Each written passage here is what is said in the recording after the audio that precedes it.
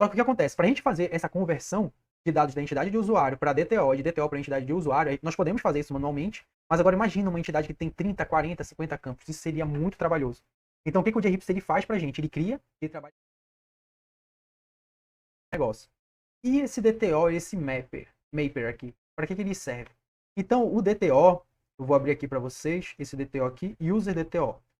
Eu vou abrir aqui o user DTO e além do user DTO, eu vou abrir aqui o user. O user, ele é a nossa classe de entidade, como vocês podem ver, não foge nada do padrão ali do que a gente está acostumado. Quando a gente quer criar uma classe de entidade, a gente coloca aqui o @entity, o nome da tabela, aqui se nós queremos utilizar o cache do Kubernetes. Então aqui os campos, o nosso user, ID, login, aqui a senha também. Então aqui eu estou dizendo que não pode ser nulo, password, tamanho, tudo aqui, nossas validações, estão tudo sendo feito aqui. Então essa minha classe de entidade é aquela classe que é a representação do nosso banco de dados. Então vai ser a classe que vai ser persistida no banco de dados. O que acontece? Eu poderia utilizar essa classe aqui para transitar os dados dessa classe para o meu front-end? Sim, eu poderia. Mas o que acontece? Se eu chamasse aqui no meu... Se eu viesse aqui no meu serviço REST e aqui no meu user resource, e eu chamasse aqui, quando eu viesse chamar um usuário, eu quisesse obter informação de usuário, e eu chamasse esse... Deixa eu ver aqui. Então, se eu quisesse obter informações dos meus usuários, em vez de eu retornar aqui user DTO, eu retornasse esse usuário aqui, eu poderia colocar aqui? Sim, eu poderia colocar user em vez de user DTO. Só que o que acontece? Todas as informações que estão aqui em usuário, eu teria que ter retornado aqui quando eu criasse esse objeto page. E o DTO, ele evita que a gente faça isso, porque eu coloco aqui no meu user DTO somente as informações que eu quero mostrar no meu front-end. Então, se vocês verem aqui, não tem nada falando de senha.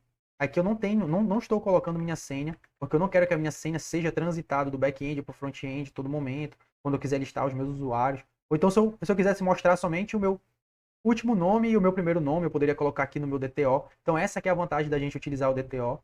E ainda tem uma outra coisa também, um problema que é comum acontecer, quando a gente faz uma referência, por exemplo, se eu tivesse um relacionamento de muitos para muitos, de um usuário tem muitos, por exemplo, muitos pedidos, e um pedido pode pertencer a muitos usuários, isso é só um exemplo, claro que essa lógica não está certa. Então isso entraria no problema de referência circular, onde um objeto está referenciando o outro, e isso entraria num loop ali infinito, iria travar a aplicação. Então o DTO evita justamente isso, porque a gente não entraria nesse loop infinito. No user DTO, por exemplo, eu não colocaria que eu tenho uma lista de produtos, ou então poderia colocar que eu tenho uma lista de pedidos, na verdade, lista de pedidos DTO, mas em pedidos DTO eu não colocaria que eu tenho uma referência para user DTO. Então isso não geraria um loop infinito. Então, é para isso que nós utilizamos aqui o user DTO para fazer essa transição de dados e colocar somente os dados que nós realmente queremos ali.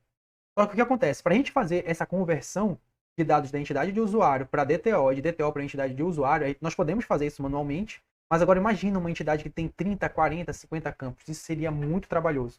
Então o que o JRPS ele faz para a gente? Ele cria, ele trabalha com Mapper. Mapper ela é uma biblioteca do próprio do Java, né? Em que ela é muito utilizada justamente para fazer esse mapeamento de uma entidade para um DTO e de um DTO para uma entidade. Então aqui nós temos aqui esse exemplo, vamos ver aqui como é que está o user Então aqui o user eu tenho esse método aqui, por exemplo, user to use DTO. Então quando eu passo o meu usuário da minha entidade usuário aqui, eu quero que esse usuário da entidade usuário ele se transforme em use DTO. Então essa aqui é a forma da gente fazer essa conversão e a gente não precisa se preocupar com essa implementação. A implementação já está toda feita. Então essa biblioteca do Mapper, ela já faz toda essa implementação para a gente, dessa conversão. Então aqui, por exemplo, se eu quisesse converter até uma lista mesmo, aqui, por exemplo, eu quero converter uma lista de usuários DTOs para usuários, para entidade de usuários. Então eu só chamo esse método aqui em que ele vai fazer essa conversão. Por exemplo, se eu vier aqui em usuário resource, eu venho aqui, vou vir aqui obtenho todos os usuários. Então quando eu obtenho esse usuário aqui,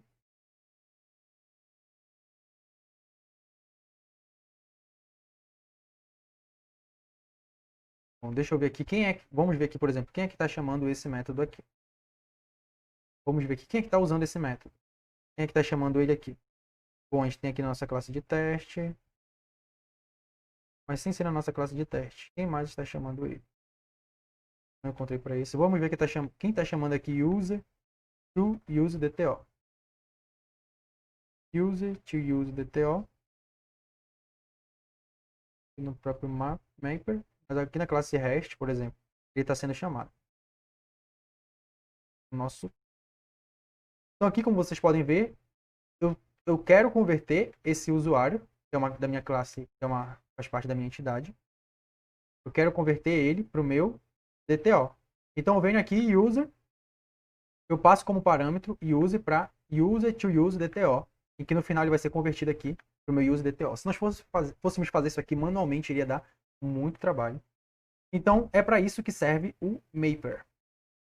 Justamente para evitar que a gente tenha esse trabalho de fazer a conversão de um tipo de entidade para um objeto de transferência de dados.